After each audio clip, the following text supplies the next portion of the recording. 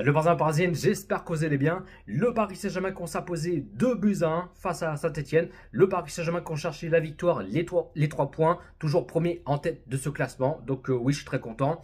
Et comme vous voyez, il n'y a pas de décor, je ne suis pas chez moi. Je suis parti au Parc des Princes aller voir le match Paris Saint-Germain Saint-Etienne. Donc là, en tout cas, oui, j'ai passé une bonne soirée que je suis parti au parc. Donc très content que Paris ont cherché la victoire, les 3 points et qu'on s'impose 2-1 face à Saint-Etienne. Mis à part, bon, malheureusement, c'est une mi-temps sur deux, ça répète, c'est la même chose, on va revenir après. Moi qui pensais qu'on allait s'imposer large de victoire, au moins 3-4-0, un truc comme ça, mais là, c'était serré les fesses, on a victoire soulagée, voilà, on a vraiment eu chaud, donc le principal c'est chercher la victoire, les 3 points, mais en tout cas, ils ont fait le taf, qui ont géré. Et du coup, voilà. Et sinon, première période, plus de peur que de mal parce qu'on a vu que Saint-Etienne ont créé deux occasions dangereuses. Je me suis dit, c'est mal parti pour le PSG. J'ai cru qu'ils vont faire un mauvais match. J'ai cru qu'on allait perdre ce match. J'ai cru qu'ils vont faire pipi caca dans leur culotte, qu'ils vont faire un match de merde, qu'ils vont chier dessus. Hein, on connaît le PSG, bien sûr. Mais là, plus de peur que de mal parce qu'on voit que Saint-Etienne ont déjà réagi directement. Donc ils ont fait 1-2 occasions dangereuses.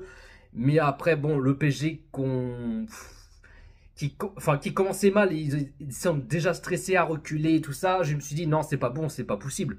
Ils vont pas dire qu'ils vont faire un match de merde ce soir. Mais en fin de compte, non. Mais là, le PSG, ils sont rattrapés. Ils ont réagi directement. Et le PSG qui ont gardé le ballon, toujours les possessions de balle, qui ont créé des occasions. Et sinon, 13e minute de jeu, l'ouverture du score 1-0 pour le Paris Saint-Germain. Le but Ousmane Dembélé. Dembélé qui l'a dribblé 1-2 joueurs. La vitesse, la finition, rapidité. Et qui marque le but Ousmane Dembélé. Donc ça fait 1-0 pour le Paris Saint-Germain. Sinon, 23e minute de jeu. Apparemment, bon, je sais pas s'il y avait une faute de main, le joueur de Saint-Etienne, ou soit il y avait ou soit un joueur de Saint-Etienne qui a fait la faute sur je sais pas qui, hein, reprenez-moi si je me trompe, mais je pense qu'il y a une faute de main ou enfin un truc comme ça, mais je pense qu'à mon avis, le joueur de Saint-Etienne qui a fait, qui a touché le ballon de la main ou un truc comme ça, hein, si je me trompe pas, bien sûr. Donc l'arbitre il est parti voir la VAR. S'il y a bien le pénalty pour le Paris Saint-Germain. Et en fin de compte, l'arbitre a décidé de siffler le pénalty pour le Paris Saint-Germain. Ousmane Dembélé qui va s'en charger à frapper le pénalty. Et puis là, il marque le but sous doublé. Et ça fait 2-0 pour le Paris Saint-Germain. Le Paris Saint-Germain qui commence fort. Je me suis dit, je sens qu'on va mettre... moi je sens qu'on va le mettre... qu'on va s'imposer large de victoire. Qui démarre fort pour le PSG, qu'on va mettre au moins 3-4-0 en première période, tu vois. Bon, tu avais Canguilly qui a failli marquer de son but. Barcola, il a marqué le but et ça fait 3-0 pour le Paris Saint-Germain. Mais malheureusement, l'arbitre a refusé annulé par la VAR parce que l'arbitre est parti voir la VAR et apparemment il y a faute. Il y avait faute et du coup, pas de troisième but pour le Paris Saint-Germain et pas de but pour Barcola et ça reste 2-0 pour le Paris Saint-Germain. Donc apparemment, il y a faute. Mais bon, c'est dommage, ça aurait pu avoir 3-0, mais en fin de compte, non. Mais bon, tranquille, 2-0, on est bien parti, sans paniquer ni stresser, tout va bien. Et donc but annulé par la VAR. Voilà. Et sinon, première période, le Paris Saint-Germain qui commence bien, qui commence fort, tranquillement, 2-0 pour le Paris Saint-Germain. Et deuxième période, c'est l'ascenseur émotionnel. C'est une mi-temps sur deux, ça répète, Respitita, c'est la même chose, à répéter comme un perroquet. T'as le PSG qui commence bien en première période. Et la deuxième période, ça change un autre visage. Un relâchement, un petit coup de mou, décevant, abandonné, qui vont dire, tiens, on met 2-0, tranquille, c'est pas grave, faut que ça reste comme ça. Non, ça, ce n'est pas possible. C'est pas parce qu'on met 2-0 que ça va rester comme ça, je suis désolé. en première période et deuxième période, il faut tout donner pendant 90 minutes. Tu mets des 3, des 4, des 5-0. Plus que ça, tu vois. Jusqu'à tu mets des buts. C'est pas en relâchement, abandonné, tiens, on met 2-0, tranquille.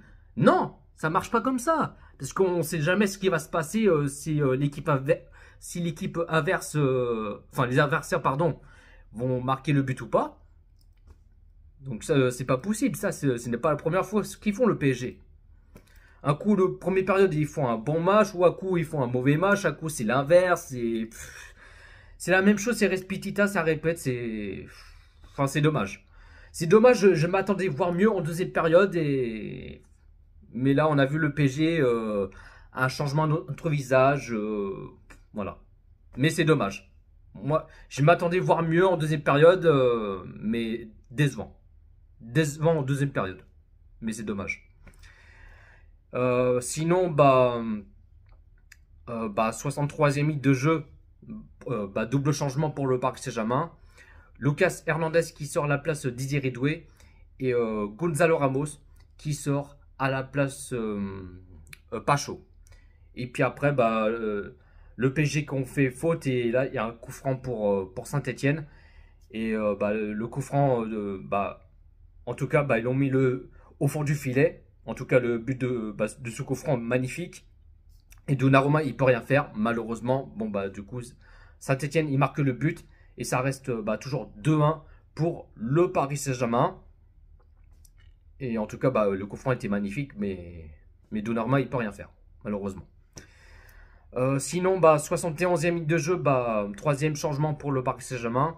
Mayolou qui sort à la place Vitinha. Et puis 79e minute de jeu, quatrième changement pour le Paris Saint-Germain, Barcola qui sort à la place Zarimri. Moi qui pensais que... je me suis dit, est-ce que le PSG vont mettre un troisième pour qu'on soit à l'abri, pour qu'on soit tranquille? Parce que là, il y a toujours 2-1 pour le Paris Saint-Germain. Ils ne sont pas à l'abri. Parce qu'on voit que Saint-Etienne, ils vont se réagir. Ils vont chercher l'égalisation. Parce que là, il ne faut pas que le PSG craque, à ni reculer, ni stresser, ni faire pipi caca dans l'enculotte. Ça, ce n'est pas bon, ce n'est pas possible. Parce que là, ça reste 2-1. Ça, c'est pas bon. Là, on gagne pour l'instant. Mais on ne sait jamais si Saint-Etienne vont se égaliser ou pas. Donc, on voit que Saint-Etienne, il a envie de tout donner, qu'ils ont envie de chercher l'égalisation. Mais heureusement que le PSG ont contré, qu'ils ont empêché tout ça. Et t'as Barcola qui a... Bon... Moi, Barcola, franchement, ce soir, il m'a vachement déçu. Barcola, il a fait un match décevant. Je sais pas ce qu'il a, Barcola. En début de saison, il fait un bon match et il marque des buts sur buts. Et là, petit à petit, Barcola, je sais pas ce qu'il a. Il fait un mauvais match. Il fait des passements de jambes et tout ça. Il dribble et tout. Et après, il perd le ballon. Il joue trop perso. Il a tiré au-dessus. C'est dommage. Dommage pour Barcola. C'est pas Barcola, je vais l'appeler, c'est Coca-Cola. Le Coca-Cola, ce soir, désolé, mais il a fait un match décevant. Match pas terrible pour Barcola. Donc j'espère que pour le prochain match, va remettre les choses, remettre les pendules à l'heure, qu'il fasse un bon match, qu'il donne tout, tu vois. Parce que là, petit à petit, Barcola, je sais pas ce qu'il a en ce moment. C'est dommage, quoi.